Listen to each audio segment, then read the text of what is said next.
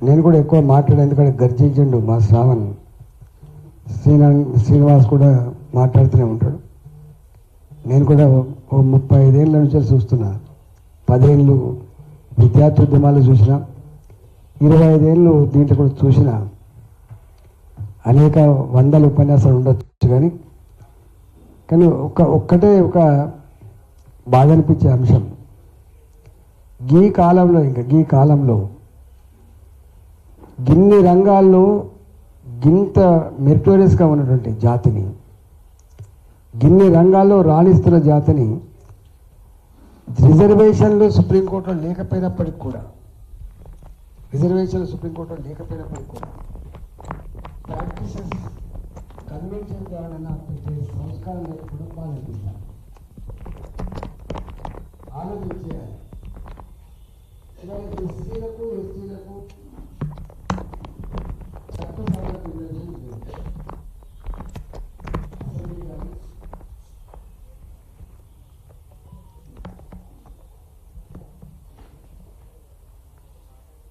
అసెంబ్లీకి రిజర్వేషన్ లేవు, కౌన్సిల్కి రిజర్వేషన్ లేవు, పార్లమెంట్ కూడా రిజర్వేషన్ లేవు ఓబీసీలకు. కానీ పవర్ వాళ్ళ దగ్గర ఉన్నప్పటికి కూడా, వాళ్ళే నాయకత్వం వహిస్తున్నప్పటికి కూడా వీళ్ళకి ఇవ్వకపోతే సీట్లు రావు, ఓట్ల కాడ వాళ్ళున్నారు, వాళ్ళని విస్మరిస్తే మనం అధికారులు రావనే దాంతో భయంతోనే ఇస్తాను. కాబట్టి అక్కడక్కడ వస్తున్నారు. అక్కడ కూడా పోటీలో తట్టుకోలేక సీట్లు వచ్చినప్పటికి కూడా అనేక దిక్కుల ఓడిపోయిన చేత మనం చూస్తున్నాం. ఇక్కడ రెండవది ఏంటంటే, ఈ మొత్తం వ్యవస్థ నడిపే దాంట్లో మొట్టమొదటిగా చట్టసభలో ఉన్న వాళ్ళే చాలా కీలకమని మనం అంటాం ప్రజాస్వామ్యాల్లో. ఆ తర్వాత బ్యూరోక్రసీ కూడా ఉంటుంది. బ్యూరోక్రసీకి అనుబంధంగా ఉండే అనేక రంగాలు ఉన్నాయి. ఇన్ని రంగాల్లో ఈ జాతులు, మన వర్గాలు గొప్పగా రాణిస్తున్నప్పుడు, గొప్పగా పని జరుగుతున్నప్పుడు ఈ ఒక్క రంగంలో ఎందుకు రాణించట్లేదో మరి వాళ్ళే చెప్పాలి. ఈ ఒక్కటే రంగం అంటే దాదాపు అన్నిట్లో ఉంది. ఇంకొక మూడవ మాట ఏంటంటే, అసలు ఈ కులాల పరంగా కూడా చూస్తే నాకు తెలిసి కొన్ని కులాలు తప్ప అన్ని కులాలు ఒకవేళ బీసీగా ఉంటారు, ఒక ఎస్టీగా ఉంటాడు, ఒక్కొక్కడ ఎస్టీగా ఉంటారు. ఇవాళ ఇంతేందుకు ఇక్కడ ఉన్నటువంటి కొన్ని ఆధిపత్య కులాలు మీరు అంటారు. ఒక రాష్ట్రానికి పోతేనేమో ఎస్సీలుగా ఉన్నారు, మహారాష్ట్రకి పోతే ఈ పక్క రాష్ట్రం కర్ణాటక పోతే బీసీలుగా ఉన్నారు. ఈ ఆంధ్రప్రదేశ్ రాష్ట్రంలో ఓసీలుగా ఉంటారు, కర్ణాటక పోతే బీసీలుగా ఉంటారు. అంటే ఎందుకో లోతుగా అధ్యయనం జరగట్లేదు. నేను మొన్న శ్రీనివాస్ ఇట్లా జనగణన అన్నప్పుడు మరి జనగణన జరగాలి, దేశవ్యాప్తంగా జరిగితే అయ్యేటట్టు ఉండదో లేదో. ఎందుకంటే ఇక్కడ ఉంటే ఓసీ అయిపోయి అక్కడ పోతే బీసీ అయిపోయి మరి ఎట్లా గుర్తించాలి. ఇక్కడ ఉంటే బీసీ ఉండే అక్కడ పోతే ఎస్సీ ఉండే అని చెప్పి ఇట్లా అనేక రకాల వైవిధ్యాలని. అందువల్ల ఈ దేశంలో కొద్దిమంది తప్ప అందరికందరూ ఏదో ఒక దగ్గర రిజర్వేషన్లో ఉన్నారు. ఆ విషయం మనం మర్చిపోవద్దు. తీసుకోవడానికో మంచిగా మురిసి తీసుకుంటారు, చెప్పుకోవడానికి మాత్రం సిగ్గుపడతా ఉంటారు.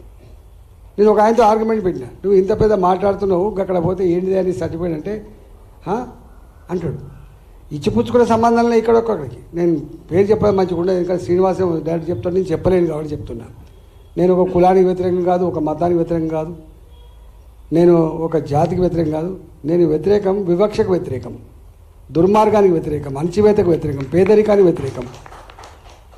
అన్నిటికంటే ముఖ్యంగా ఏ అంబేద్కర్ గారు అయితే ఒక గొప్ప రాజ్యాంగం ఇచ్చిందని చెప్పి మనం అందరం కొన్ని వేల సార్లు వల్లభిస్తూ ఉంటాము.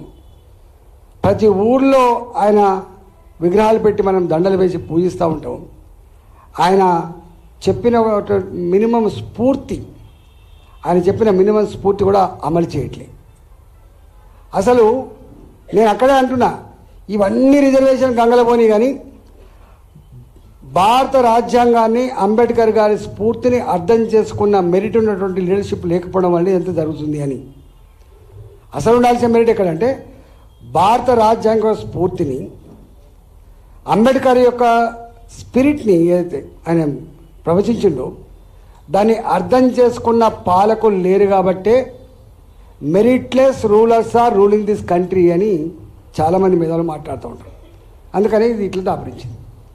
ఒకవేళ నిజంగా మెరిట్ ఉన్న వాళ్ళు ఉంటే అంబేద్కర్ ఏమన్నారు, నా దేశం 20 ఏళ్లలో కులాలు లేని, మతాలు లేని, వైవిధ్యాలు లేని, అంతరాలు లేని ఒక సమసమాజం ఏర్పడుతుందని చెప్పి అయితే కలగన్నాడో రాసిండో, ఇలా 75 సంవత్సరాల తర్వాత ఏబిసిడీల వర్గీకరణ ఎందుకు వచ్చింది? ఇవాళ బీసీ అడ్వకేట్లుగా ఇంత మెరిట్ ఉన్నప్పటికి కూడా ఈ కాలంలో కూడా మాకు ఎందుకు హైకోర్టులలో, సుప్రీంకోర్టులో జడ్జీలుగా లేము మేము? ఇదేం దుర్మార్గం అని చెప్పి అడిగే పరిస్థితి ఎందుకు వచ్చింది? ఇలా మేము అడగడమే మాకు అంటే భారత రాజ్యాంగం అంబేద్కర్ గారి స్ఫూర్తి కనుక నిజంగానే వీళ్ళు అర్థం చేసుకొని అమలు చేసి ఉంటే ఇవాళ మనం ఇది డిమాండ్ చేస్తున్నాం కాదు. కారకులు మీరు, మెరిట్ లేనడం కాదు, ఇక్కడ మెరిట్ లేని వాళ్ళు మీరు కాబట్టే ఇవాళ ఇది దాపరించింది. ఇవాళ ఇంతెందుకు బాధ అనిపించే అంశం, ఇలా మోడీ గారు ఉన్నారు, సరే రకరకాల ఆర్గ్యుమెంట్స్ ఉంటాయి. ఇలా ఒక ఓబీసీ దేశానికి ముఖ్యమంత్రి అని చెప్తున్నారు కదా, మరి ఓబీసీ దేశానికి ప్రధానమంత్రి అయినప్పుడు, ఒక ఓబీసీ దేశానికి ప్రధానమంత్రి అయినప్పుడు అందులో ఈ కాలంలో సంకీర్ణ రాజకీయాలు దేశాన్ని పాలిస్తున్న కాలంలో 5 ఏళ్లకే ముఖం మొత్తి మళ్ళీ రెండోసారి రావడానికి కష్టమవుతున్న ఈ కాలంలో 2 సార్లు పరిపాలించి 3వసారి కూడా భారత ప్రధానమంత్రిగా రాగలిగిండు. దీన్ని ఏమంటారు అని అంటున్నాను. చేతకాంతనం అంటారా, అవగాహన లేనితనం అంటారా, మెరిట్ లేనితనం అంటారా? అంటే ఆకలి నుంచి, దుఃఖం నుంచి వెళ్ళి, అణచివేత నుంచి వెళ్ళి వచ్చిన వాడు అధికారంకి వస్తే ఇంతకుముందు సీన్ చెప్పినట్టుగా ఈ ప్రజలకు ఎంత న్యాయం జరుగుతుందో ఇవాళ జరుగుతున్నాయి కదా. ప్రజలైతే ఎన్నుకున్నది జరుగుతాయి కదా. ఇవాళ ఇంతెందుకు ఇప్పటిదాకా మీరు చెప్పిండు, లక్ష్మణ్ గారికి కాళ్ళు గడి నెత్తిలో పోసుకోవాలి. అప్పుడప్పుడు పేదలు, సామాన్యులు ఏమంటున్నారు చివరికి, మీరు అణిచివేస్తుండొచ్చుగాక, మీరు మమ్మల్ని చంపుతుండొచ్చుగాక, మా ఆస్తులు కూలగొడుతుండొచ్చుగాక, కానీ మాకు చట్టం మీద అపారమైన నమ్మకం ఉంది, మాకు విశ్వాసం ఉందని చెప్పి అప్పుడు మాట్లాడుతూ ఉంటాం. కారణం ఏంటంటే లక్ష్మణ్ లాంటి వాళ్ళు ఉన్నారు కాబట్టి ఇవాళ ధైర్యంగా చెప్పగలుగుతున్నాం మనం. ఇలా ఎక్కడ కూడా నేను చాలాసార్లు నేను కూడా చెప్తా ఉంటా, ప్రతి రంగంలో ఒక ఐఏఎస్ ఆఫీసర్ కాన్వెంట్ నుంచి వచ్చినప్పుడు మాలాంటి వాళ్ళని దరఖాస్తు తీసుకపోతే కేవలం రూల్స్ పొజిషన్ చెప్తారు తప్ప దాని నుంచి డివేట్ కాడు. అదే ఒక సోషల్ వెల్ఫేర్, ఒక బీసీ వెల్ఫేర్, ఒక 6 కిలోమీటర్లు సైకిల్ మీద పోయినోడు, నడిచిపోయి ఆకలిని, దుఃఖాన్ని అనుభవించినోడు కనుక ఐఏఎస్ ఆఫీసర్ అయితే మాలాంటి వాళ్ళని దరఖాస్తు తీసుకపోతే సరే ఇది మంచి ఇష్యూ మీరు లేవనెత్తింది, కానీ సిస్టమ్ అంగీకరించదు, కానీ మీరు ఇట్లా రాయండి, దీన్ని మనం అధిగమించి ప్రజలకు అవసరమైంది కాబట్టి ఇది చేస్తే న్యాయం జరిగే ఆస్కారం ఉంటుంది కాబట్టి చేద్దామనేటువంటి మాట మాట్లాడతారు. అంటే అర్థం ఏంటిది ఇవాళ అంటే నువ్వు పరిపాలనలో ఉన్న వాళ్ళు కూడా అంతే. ఇవాళ మంత్రులుగా ఉన్న దాంట్లో కావచ్చు, ముఖ్యమంత్రిగా ఉన్న వాళ్ళు కావచ్చు, ప్రధానమంత్రిగా ఉన్న వాళ్ళు కావచ్చు, ఇంతకుముందు చెప్పినట్టుగా నీకు ఐఏఎస్ ఆఫీసర్ కావచ్చు, ఐపీఎస్ ఆఫీసర్ కావచ్చు, ఎంత పెద్ద తేడా ఉంటుందో. ఇప్పుడు మీరు చెప్పినట్టున్నది, ఒక్కరు వస్తే ఎట్లా వస్తారు, ప్రసాద్ గారు వస్తే ఎట్లా వస్తారంటే వస్తారు డెఫినెట్గా. వడ్డిచ్చేవాడ కాడ నీవు ఉంటే తప్పకుండా వచ్చే ఆస్కారం ఉంటుంది. రాజకీయాల్లో వంశపార్యం ఉంటుందో ఉండేదో తెలియదు, కానీ వీళ్ళ మాత్రం వంశపార్యం చాలా ఎక్కువ ఉన్నట్టుగా మాత్రం వినిపిస్తూ ఉంటుంది. ఎట్లా వస్తుందా కొద్దిగా ఇంత సపోర్ట్ లేకపోతే ఎట్లా వస్తుంది చెప్పండి. ఇవాళ నేనున్నా అంటే నా కొడుకు కొంచెం రాజకీయాలు రావడానికి కొంచెం ఆస్కారం ఉంటుంది. నేను జడ్జిగా ఉంటా, నా కొడుకు నా జ్యుడిషియల్ పైకి రావడానికి ఆస్కారం ఉంటుంది. ఇవాళ ఎక్కడో కాడ గింత సపోర్ట్ లేకపోతే ఇంకొకరు పైకి వచ్చే ఆస్కారం లేదు. అక్కడక్కడ అప్పుడప్పుడు తన్నుకొని వచ్చేవాళ్ళు, సొంతంగా తన్నుకొని వచ్చేవాళ్ళు అభివృద్ధి చెందంగా చూసినాం, కానీ సపోర్ట్ లేకపోతే ఎక్కడ వచ్చేటువంటి ఆస్కారం ఉండదు. ఇక్కడ మనం చూస్తూ ఉంటాం, పలానా ఆయన కొంత లిఫ్ట్ ఇచ్చిండుగా నేను పాక్కుంటూ పోయినా కాబట్టి వచ్చిన. కానీ సమాజం యాజ్ ఎ హోల్గా ఈ వర్గాలను పైకి తీసుకురావాలి, వీళ్ళకు కూడా ప్రాతినిధ్యం కలిగించాలి. కలిగిస్తేనే ఇవాళ కోర్టులో కూడా సమన్యాయం ఉండేటువంటి ఆస్కారం ఉంటుంది, పేద ప్రజానికానికి లాభం జరిగే ఆస్కారం ఉండేటువంటి సోయి కన్సర్న్ లేదు ఇక్కడ. కాబట్టి ఇవాళ మీరు ఏ డిమాండ్ అయితే చేస్తున్నారో అది రాజ్యసభలో ప్రస్తావించినా లేకపోతే పార్లమెంట్లో ప్రస్తావించినా ఇంకెక్కడ ప్రస్తావించినా ఒకటి మాత్రం జరగాల్సిన అక్కడ ఉండే, ఇంతకుముందు వక్తలు చెప్పినట్టుగా అట్లీస్ట్ కొంతమందిని పంపాలి, న్యాయం అదని చెప్పి ఆ సోయి అన్న వాళ్ళకు ఉండాలి. సోయి తప్పిల్లు కాబట్టి అది గుర్తించలేదు కాబట్టి ఇవాళ మనం డిమాండ్ చేస్తూ ఉన్నాం. కాబట్టి డెఫినెట్గా ఎక్కడో కూడా ఇప్పటికైనా కూడా ఈ వర్గాలకి, అన్ని రంగాల్లో దూసుకుపోతున్న వర్గాలకి ఒక్క మాటలో చెప్పాలంటే ఈ సమాజాన్ని మోస్తున్న వాళ్ళు, సమాజానికి ఇక్కడ బోబెడుతున్న వాళ్ళు, సమాజంలో అన్ని రంగాలు రాణిస్తున్న వాళ్ళు, ఇవాళ నేను చూస్తున్న బీసీ-బి, బీసీ-డి, ఈవెన్ ఈడబ్ల్యూఎస్ కంటే కూడా ఎక్కువ మార్కులు వస్తే సీట్లో రాని పరిస్థితి వచ్చింది. బీసీ-డికి బీసీ-బికి అసలు ఓపెన్ కాంపిటీషన్ లెక్క ఉన్నది. అలా ఓపెన్ కాంపిటీషన్ కూడా ఎక్కువ ఉన్నది. మన ఎగ్జామ్స్ రావడానికి పోతే పిల్లలకి వాళ్ళు అన్నారు ఆ రిజర్వేషన్ మీద మన పిల్లలు విపరీతమైన ఆందోళన చేశారు. కాదు చేసేటప్పుడు ఇటే చేస్తామని. కానీ ఎంత దుర్మార్గం అది. అంటే అంబేద్కర్ గారు చెప్పినట్టుగా, మేధావులు చెప్పినట్టుగా హక్కుల కోసం కొట్లాడాలి, సాధించుకున్న హక్కుల అమలు కోసం కూడా కొట్లాడాలంటే ఎంత దారుణమో ఒకసారి అర్థం చేసుకోండి. అంటే జీవితాంతం కొట్లాడే మనం కొట్లాడేళ్ళకి ఏం పని లేదా? వీళ్ళ పనే ఊకే ఇదేనా? కార్డు కొట్టించుకోవాలి, ఊకే మీటింగ్ పెట్టదని ఉండాలి. అంటే మీరు మీ బాధ్యతను విస్మరించకుండా ఉంటే ఇవాళ మేము ఈ పరిస్థితి వచ్చేది కాదు. అందుకనే కారకులు మీరైండ్రు. ఇవాళ మీకు కొట్లాటోళ్ళమేమో ఏదో మాకు పనికి లేక కొట్లాడినట్టుగా మమ్మల్ని ముద్రేసే ప్రయత్నం చేస్తున్నాం. ఇది మంచిది కాదు, సమాజానికే మంచిది కాదు. గుర్తుపెట్టుకోండి. నేను అనుకుంటాను ఇది ఎల్లకాలం నడవదు.